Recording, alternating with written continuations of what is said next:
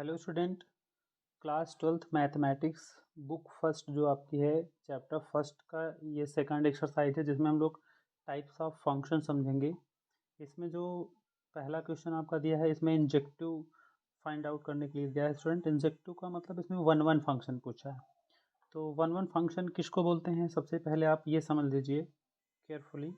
तो स्टूडेंट मैं दो आपको सेट बना रहा हूँ, इसमें कुछ एलिमेंट्स राइट कर दे रहा हूँ। जैसे सपोज दैट इसमें 1 2 एलिमेंट है, इसमें 3 4 है। अगर 1 का रिलेशन 3 के साथ और 2 का रिलेशन 4 के साथ, तो ऐसे केस को हम क्या बोलते हैं, वन वन, मतलब एक ऑब्जेक्ट का एक ही इमेज, इसको ऑब्जेक्ट इसको इमेज बोलते हैं। दूसरा केस स्टूडेंट कि अगर ऐसा कोई सेट है जिसमें मान लो आपके दो एलिमेंट है 1 2 और इसमें बाय द एक ही एलिमेंट है, तो 1 का इमेज जो हो जाएगा 3 और 2 का जो इमेज हो जाएगा वो भी 3 है। तो इसको हम लोग स्टूडेंट मेनी वन समझते हैं। Is that clear?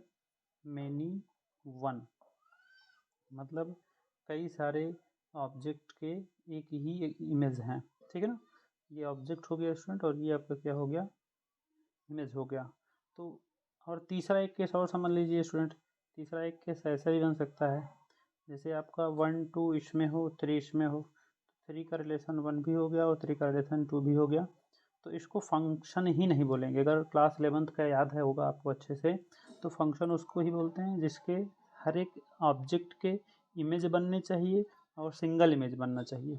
You can say कि पहले वाले सेट से कोई भी ना तो खाली रहे और सब क्या हो, सबके साथ एरो डायग्राम बना हो, और एरो डायग्राम सबके साथ साथ कैसा, एक ऑब्जेक्ट का केवल एक ही बार होना चाहिए। ठीक है ना? तो यहाँ पर देख लीजिए सेकंड केस में 1 2 के सब में एरो है और सबका एक ही बार है, लेकिन इमेज बन सकता है स्टूडेंट। ठीक है ना? तो ये वन वन फंक्शन है, ये मैनी वन फंक्शन है, ये फंक्शन ही नहीं है। ठीक है ना?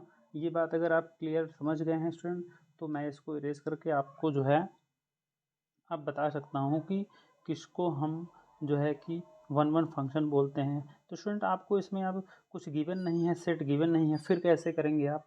तो मैं आपको बताता हूँ सबसे बेस्ट तरीका वन वन फंक्शन प्रूफ करने का। रियलिटी ये है स्टूडेंट कि जब तक आप ग्राफ नहीं क्लियर रखेंगे, किसी भी फंक्शन, जो भी फंक्शन पूछा है, अगर ग्राफ क्लियर नहीं होगा तो क्वेश्चन सॉल्व करने में आपको प्रॉब्लम आएगी।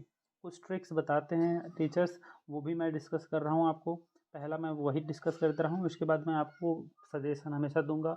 जो भी ग्राफ है, अगर जो भी फंक्शन दिया है उसका अगर ग्राफ आपको पता है तो क्लियर पता हो जाएगा उसमें कौन सा मेथड कैसा है, डायरेक्टली सब कुछ क्लियर हो जाएगा। दोनों मेथड मैं यहाँ पर डिस्कस कर रहा हूँ, केयरफुली आप देखते रहिए।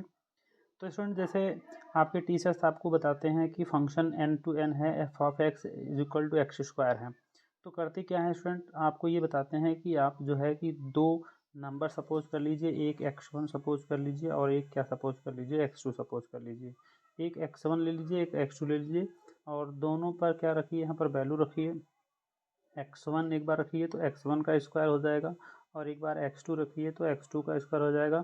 दोनों इक्वल हैं तो आप ये समझ, अगर स्क्वायर इक्वल हैं तो x1 और x2 भी क्या हो जाएंगे, इक्वल हो जाएंगे। और बताते हैं कि अगर ये दोनों इक्वल हो गए तो उसको हम क्या बोलते हैं, वन वन फंक्शन बोलते हैं।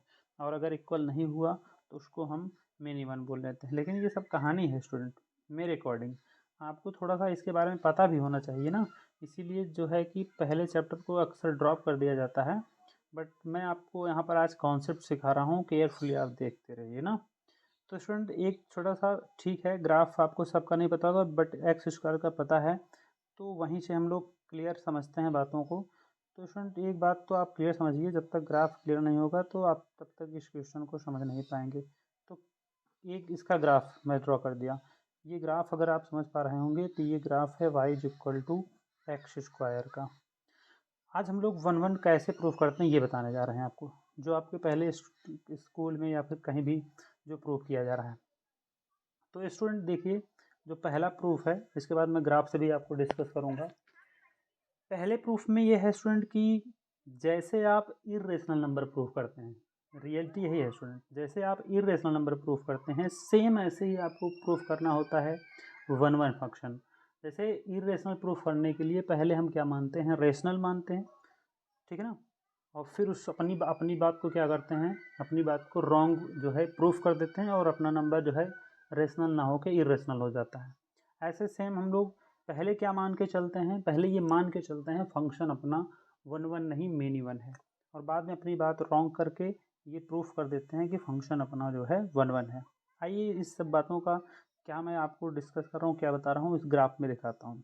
तो स्टूडेंट ये y equal to X square का ग्राफ है, इसमें बहुत सारे की पॉइंट्स, डिफरेंट पॉइंट्स हैं। अगर मैं बात करूँ तो जैसे एक पॉइंट लोकेट कर रहा हूँ, ये पॉइंट मैं ले लिया, ठीक है ना, ऐसे ही ये पॉइंट एक लोकेट कर दिया, 2 पॉइंट अलग अलग ले लिया। तो यहाँ से एक बात तो क्लियर होगी स्टूडेंट, जैसे मान लीजिए जो पहला पॉइंट है हम उसको x1 बोल दे रहे हैं, ठीक है ना, और ये दूसरा जो पॉइंट है आपका, ऐसे यहाँ पर देखें तो ये मैं x2 ले रहा हूँ। अगर x1 ये कहाँ पर मिलेगा, x एक्सिस पर मिलेगा, x1 और x2। अगर हम लोग इस ग्राफ पर जाने की कोशिश करें तो इस ग्राफ पर x1 के जस्ट ऊपर जो आपका ग्राफ है, यहाँ पर x1 रखेंगे तो आपको क्या मिलेगा, f ऑफ x1 मिलेगा, ठीक है ना। और ऐसे ही अगर x2 के सामने इस ग्राफ पर जाएंगे तो आपको क्या मिलेगा, f ऑफ x2 मिलेगा, ठीक है ना। और एक बात आप क्लियर देख पा रहे हैं, एक बात आप क्लियर देख पा रहे हैं, जो f ऑफ x1 है, f ऑफ x1 आपका और f ऑफ x2 दोनों अलग अलग हैं कि नहीं, मतलब x1 पे अलग आपका इमेज मिल रहा है, x2 पे कैसा इमेज मिल रहा है, अलग अलग इमेज मिल रहा है, ठीक है। हम करते क्या है एक्चुअल में स्टूडेंट, x1 पे अलग इमेज मिल रहा है, x2 पर अलग इमेज मिल रहा है। ये x1 x2 ऑब्जेक्ट हैं, ये f ऑफ x1 और f ऑफ x2 ये सब क्या हैं, इमेज हैं। हम कर क्या रहे हैं स्टूडेंट, दोनों इमेज को इक्वल करने जा रहे हैं, ठीक है ना।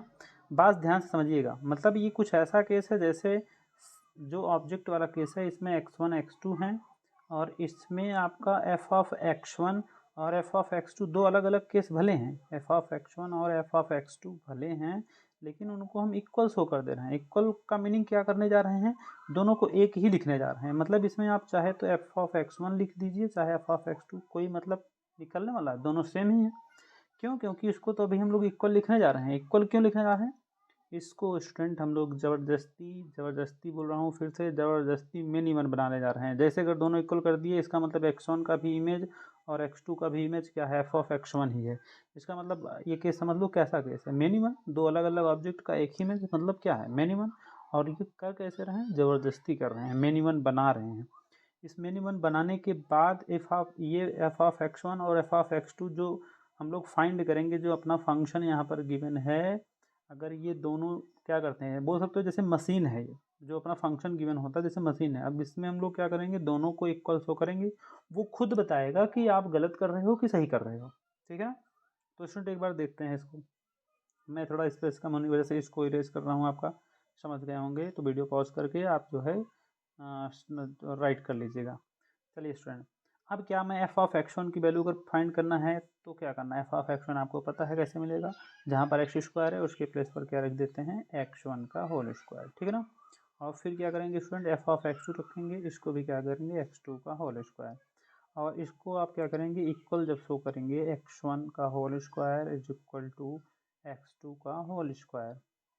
तो ये एक्चुअल में जो पहला क्वेश्चन था स्टूडेंट, उसमें नेचुरल टू नेचुरल है, n टू n है। तो किसी भी नंबर का स्क्वायर अगर है और वो स्क्वायर इक्वल है, जैसे 5 का स्क्वायर वो किसके इक्वल होगा, 5 के स्क्वायर के ही इक्वल होगा। 7 का स्क्वायर किसके इक्वल होगा, 7 के स्क्वायर के इक्वल होगा, और कोई दूसरा नंबर तो बन नहीं सकता। हाँ स्टूडेंट, एक बात आपके माइंड में आ रहा होगा कि सर 7 का स्क्वायर माइनस 7 के स्क्वायर के भी इक्वल होगा।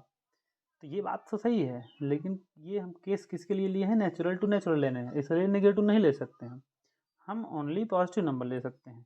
तो पॉजिटिव नंबर के लिए ये बोल सकते हैं कि x1 अगर उसका स्क्वायर इक्वल है तो वो नंबर भी इक्वल होगा। जैसे 5 का स्क्वायर 5 के स्क्वायर के इक्वल है, तो 5 किसके इक्वल हो जाएगा, 5 के इक्वल हो जाएगा। इसका मतलब x1 किसके इक्वल हो गया, x2 के इक्वल हो गया। यही बात सबसे ज़्यादा इम्पोर्टेंट बात है आपको समझने के लिए स्टूडेंट, कि x1 x2 के इक्वल हुआ क्यों। ज़बरदस्ती आप माने थे कि f ऑफ x1 तो यहाँ मिल रहा है। मैं थोड़ा कलर चेंज करके आपको बताता हूँ, थोड़ा सा क्लियर समझ में आएगा आपको। स्टूडेंट, जब आपका f ऑफ x1 ये पॉइंट था, रेड जो कलर चल रहा है, f ऑफ x2 ये था, ज़बरदस्ती आप क्या किए, इस पॉइंट को उठाकर यहाँ लाए हैं, तो इसको आप बना क्या रहे हैं, ये अलग अलग था, 1 1 था, इसको आप मिनी वन बना रहे हैं। तो जो अपना आंसर आ रहा है वो भी अपने मन से ही आ रहा है स्टूडेंट। वो क्या बोल रहा है, अगर आप ऐसा कर रहे हैं, ज़बरदस्ती कर रहे हैं, तो ये x2 क्या बोल रहा है, x2 बोल रहा है कि मैं कोई दूसरा नहीं हूँ, मैं भी x1 ही हूँ। तो इसीलिए x1 और x2 क्या हो रहे हैं, एक साथ हो जा रहे हैं। मतलब अगर आप इसको यहाँ रिप्लेस कर रहे हैं तो ये यहाँ पर रिप्लेस हो जा रहा है। ये खुद बता रहा है कि हम अलग से कोई पॉइंट नहीं, अगर x1 x2 इक्वल हैं तो एक ही पॉइंट है। इसका मीनिंग ये निकलता है स्टूडेंट कि अगर एक ऑब्जेक्ट ले रहे हैं तो एक ही इमेज बनेगा इस क्वेश्चन के लिए। तो ये तरीका है, यही आपको समझाया जाता है। लेकिन मैं आपको क्या बोलता हूँ स्टूडेंट, ये केस केवल नेचुरल नंबर के लिए कर सकते हैं आप। जैसे अगर x1 is equal to x2 आप कर लिए, यही केस अगर सेम आपका जैसे क्वेश्चन नंबर सेकंड में है जिसमें आपका z टू z है, तो z टू z के लिए अगर आप करते तो ये x1 x2 को आप इक्वल नहीं शो कर सकते थे। ऐसा क्यों? क्योंकि 7 का स्क्वायर ओनली 7 के स्क्वायर के इक्वल हो, ये बात तो सही है, लेकिन 7 का स्क्वायर माइनस 7 के स्क्वायर के भी इक्वल है। तो क्या 7 और माइनस 7 इक्वल हो जाएंगे? नो, दोनों अलग अलग ही रहेंगे। और दोनों अलग अलग हैं तो मेनी वन भी हो सकता है, ये वन वन नहीं हो सकता। ठीक है ना, मैं आपको ज़्यादा घुमा नहीं रहा हूँ, कॉम्प्लिकेटेड नहीं कर रहा हूँ, बट पहले वाले केस में ये रूल तो ठीक है। बट मेरे अकॉर्डिंग जो रूल है मैं आपको सिंपल सा बता रहा हूँ, ये इसके बाद मैं ड्रॉ कर रहा हूँ। ये अगर आपको जो भी समझ में आया हो पॉज करके वीडियो आप देख लीजिएगा। अब इसको इरेज करके मैं आपको जो रियलिटी है वो बता रहा हूँ, केयरफुली समझिए। ये तरीका है, ठीक है, बोर्ड एग्जामिनेशन में आप कर सकते हैं, ऐसा कुछ नहीं है। बट स्टूडेंट एक बार फिर से मैं वो आपके लिए ड्रॉ कर देता हूँ ग्राफ जो आप ड्रॉ किए थे, y is equal to X square, ठीक है ना।